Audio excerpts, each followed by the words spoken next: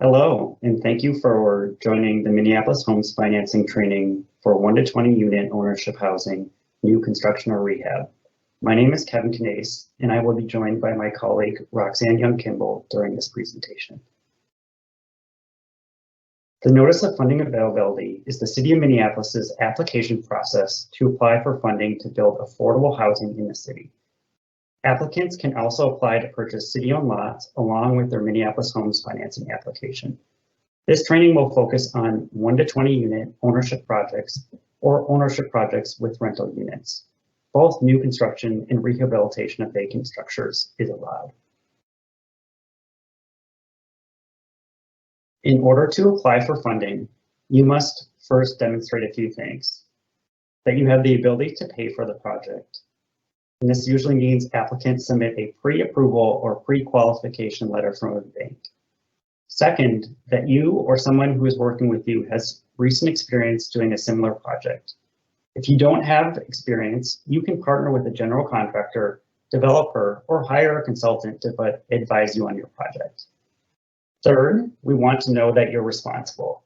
If you own a lot of vacant buildings, properties with rental license violations, or tax delinquent properties, this program is not for you. And finally, if you have existing contracts or agreements with the city, we expect you to be performing in accordance with those agreements. There are a few options to demonstrate financial capacity. We expect you to submit them as part of your application. Typically, we receive pre-approval letters from a lender that's stated within 90 days. We've linked financing options for new construction and rehab.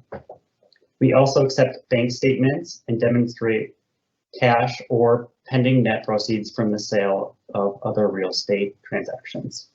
For projects selecting the homeownership pathway, Land Bank Twin Cities could be a source of interim financing and typically has a lower interest rate and more favorable terms due to their partnership with the city. However, you can use any lender to demonstrate financing. The city has multiple owned lots and development sites available for purchase. The list of available sites are broken out by 1 to 3 unit development sites and 4 to 20 unit development sites. To purchase a city-owned site, you must submit the offer to purchase along with your application. Prices are as listed. You may also apply for financing to develop privately owned sites or rehab privately owned vacant buildings. You must provide documentation of site control, such as property ownership records, purchase agreements, or other similar documentation. The Minneapolis Homes Financing Program has income limits for city-funded units that are produced through the program. The maximum income is 80% of area median income, or AMI, is determined by HUD. This income level varies by household size. Not all units in a development, if you are developing more than one unit, must be sold to an 80% AMI borrower. However, funding is only available for the units that are restricted to households at or below 80% of area median income. At least 10% of the units produced must be affordable to those households. Additional funding is available for projects that restrict the affordable unit or units to 60% AMI or 40% AMI borrowers. To see the current year income limits, please visit the HUD User Income Limits webpage, which is updated yearly by HUD. We are right-sizing our subsidy commitment for the number of bedrooms and the income limit of the housing unit created. So the amount of subsidy will vary depending on whether you're doing a studio serving an 80% AMI household to a 4-bedroom home serving a 40% AMI and below household. To see the current ownership subsidy and affordable sales price limits, please visit the Minneapolis Homes webpage and click on the link by the same name to see the current income limits and subsidy limits based on the type of development you're planning to develop, and then the income level of the household you're intending to serve.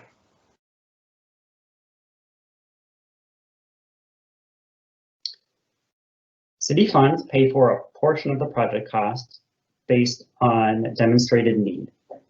Ownership projects have 2 types of funding: project gap and affordability gap. Project gap is the difference between the total development cost to build a home and its fair market value. Affordability gap is the difference between the value of a home and what a homebuyer can afford to pay.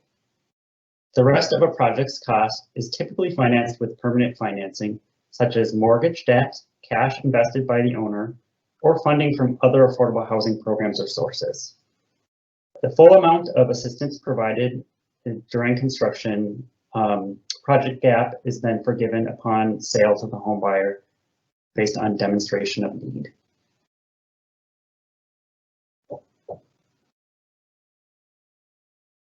The city provides its affordability gap funds through two separate methods depending on the property type and location. The first option, which is only available for developments on city-owned lots in North Minneapolis, is recapture. Recapture is effectively providing down payment and closing cost assistance through a mortgage and note. Funds are recaptured when the property is sold or no longer owner occupied. The next slide will walk through a recapture example. Recapture provides up to 15% of fair market appraised value as an affordability gap. Recapture is only available in North Minneapolis. Prices in North are lower due to compounding factors, including the 2011 tornado, the economic impacts of the foreclosure crisis that disproportionately affected North Minneapolis, and racist policies like redlining that intentionally devalued North Minneapolis and other BIPOC communities. These factors have led to the city of Minneapolis owning approximately 300 vacant lots concentrated in North Minneapolis. We heard clearly from North Minneapolis community members that the city should continue to invest in the redevelopment of its vacant city-owned land in North, and that a mix of perpetually affordable housing and affordable unrestricted ownership should exist. Second, perpetually affordable housing is a new program that provides a more significant investment of affordability gap funding to make the sales price of a property affordable to low to moderate income buyers. It is available through the city on both city-owned and privately owned property. All projects not on city-owned property in North must use PAH to secure affordability gap funding. PAH provides 20% or more of the fair market appraised value for affordability gap. PAH will be explained in more detail in the following slides. In this example, the 3-bedroom home developed in the Near North community might have an appraised value of $285,000. The home is sold for the appraised value, and city affordability gap fills in the difference between the appraised value and the affordable price with a mortgage and note. The affordable price in this example is $253,000 for a 61 to 80% AMI borrower, and this home buyer needs $32,000 of assistance in order to purchase that home. The greater need on this project is project gap, which is the difference in development cost and the appraised value of the home. Project gap is provided as a 0% interest loan to fund construction and is forgiven upon sale to the first eligible home buyer. In these cases where the affordability gap need is less than 15% of appraised value and the project is on city-owned property in North Minneapolis, assistance to the homebuyer is provided as a 0% interest down payment assistance loan that is due upon sale.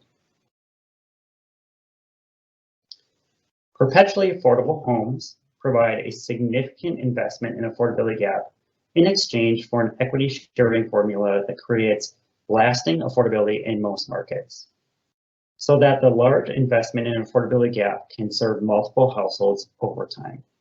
A summary of the two current approved models, which is City of Lakes Community Land Trust and a new City of Minneapolis model, are on this slide.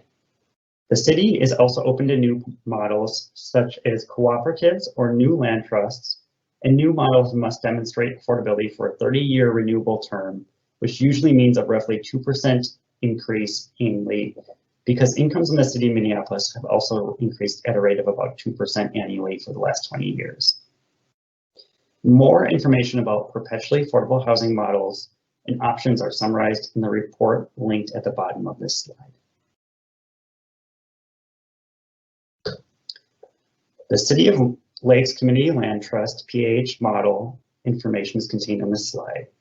To partner with the City of Lakes Community Land Trust, please contact Stacey Horwitz at the City of Lakes Community Land Trust to discuss partnering with them through their model. A few key things to note is that partnering with CLCLT does not mean you split the developer fee, and developers may pay a fee or allow the CLCLT to use their realty to market and sell the property. The fee that they charge covers a number of things, including working with the buyer and stewarding the PAH requirements and reporting.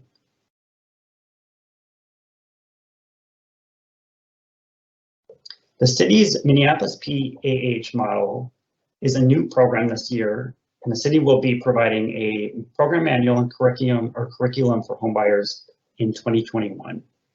Funding from the city is secured using a declaration of restrictive covenants, and developers can partner with one of 2 city-approved administrators, which includes Build Wealth of Minnesota, whose information is contained for contacting, as well as City of the Lakes Community Land Trust. One thing to keep in mind is that the City of Lakes Community Land Trust has both their own model and is also an administrator for the city's model, so there's 2 options through CLCLT.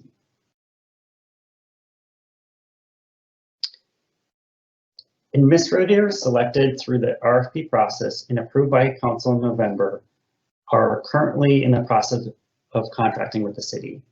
The city has a goal of having multiple qualified administrators, and the fees of the administrators are included on this slide. If you are working with one of these administrators, you would include these fees in your pro forma for your project. Contact these administrators with questions about their fees and partnering with them.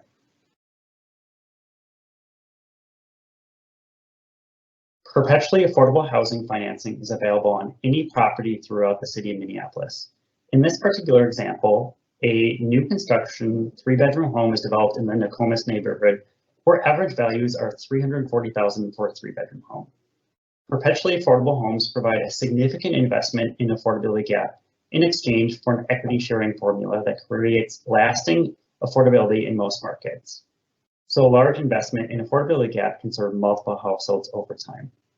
In this case, the project could apply for $87,000 in Minneapolis Homes financing subsidy to make this $340,000 home affordable to a household below 80% AMI, which for a 4-person household is approximately $78,000. This investment is roughly a quarter of the home's value, and the write-down of the purchase price to the affordable sales price would be secured using a city-approved PAH method, which could include the declaration of restrictive covenants through the city's model or a land lease such as the CLCLT model. If this developer or homebuyer was creating a unit affordable to a household below 60% or even 40% AMI, the subsidy investment could increase even more.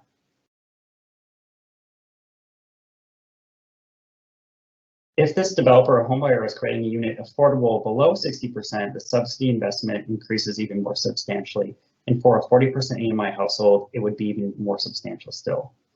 Once this perpetually affordable housing unit is created, an equity sharing formula ensures that the unit remains affordable for each subsequent buyer due to that formula. This example shows a more significant investment for a lower AMI household.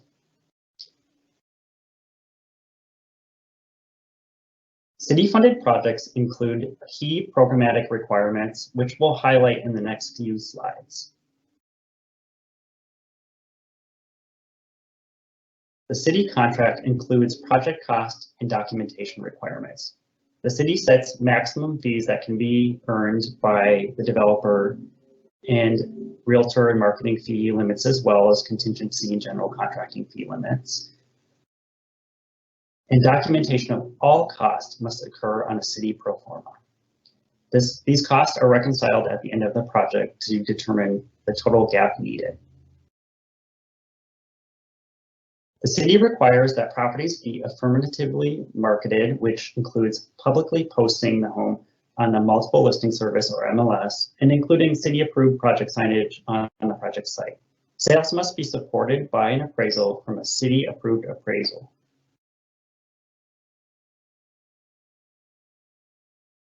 Projects must demonstrate cost reasonableness and good faith contracting, which is achieved through a bidding process. There are 2 separate design standards, and all projects must apply with or comply with the Minnesota overlay of enterprise green communities criteria. And if a project is a 1 to 3 unit new construction project, it must also comply with the Department of Energy Zero Energy Ready Homes requirements in addition to the green communities requirements.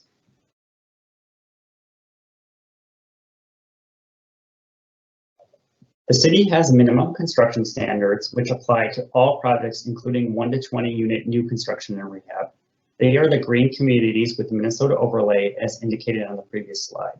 Examples include Energy Star certification, water conserving fixtures, radon mitigation, among other requirements.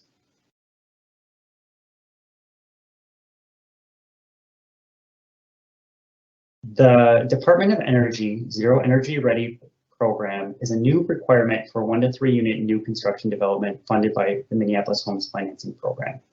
ZERH is a Department of Energy program focused on increasing energy efficiency, improving indoor air quality, and making homes zero energy ready. The program builds upon the existing Energy Star requirements of the Green Communities criteria, which is the current standard for all other projects. The program standard is intended to allow for homes to be energy efficient enough so that if a solar photovoltaic system is installed on the roof, it could offset most energy consumption within the home. The program requires that homes be well insulated, place HVAC ductwork in an optimized location to prevent heating and cooling loss, use energy conserving fixtures and energy efficient appliances, and provide an overall higher level of indoor air quality for tenants, which makes them not only more energy efficient, but healthy to live in. The city is including a sustainability certification and incentive in this NOFA this year. Requirements to receive additional subsidy through the incentive include meeting all requirements of the program and certifying the home under one of 3 approved certifications, which includes Passive House Institute US, or installing a solar array on a zero energy ready home so that that home achieves net zero energy ready, which means offsetting the yearly energy cost of that home. There are additional program requirements, such as responding to a survey to better understand the barriers to sustainability certified housing in Minneapolis, committing to providing energy use data annually for 5 years after completion, and allowing for tours of the home. It's also essential to apply for all utility and applicable rebates, including the Energy Star Excel Energy Solar Rewards and City of Minneapolis Green Cost Share Program.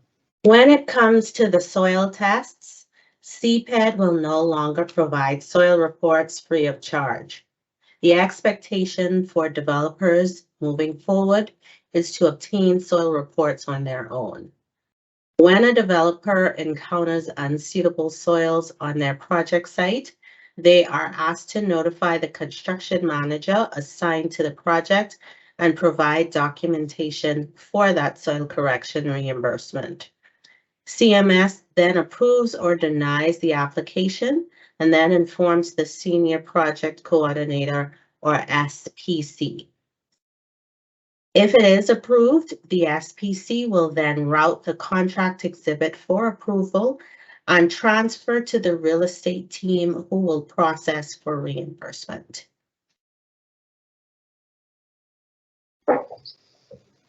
The city contract includes civil rights compliance requirements. These requirements will vary depending on the type of project and amount of funding that you request. The civil rights requirements also encourage local workforce hiring and use of local, minority, and women contractors and businesses, and sets workforce goals to achieve a certain amount of trade hours performed by both females and minority-owned businesses and contractors. Additionally, if you're applying for more than $100,000, it's important to submit and have an affirmative action plan approved. And for some projects, you may be receiving federal assistance, and if that's the case, Section 3 may be applicable.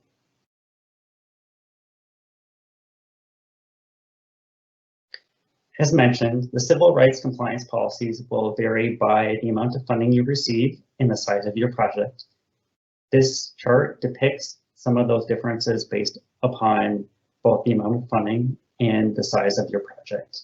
As you're looking at completing your application, it's important to reference this information so that you know what you're committing to when applying for city funds. Additionally, the city includes compliance policies such as non-discrimination in your contract, as well as a commitment that you are an employer that is an equal employment opportunity and affirmative action employer. So please keep these in mind.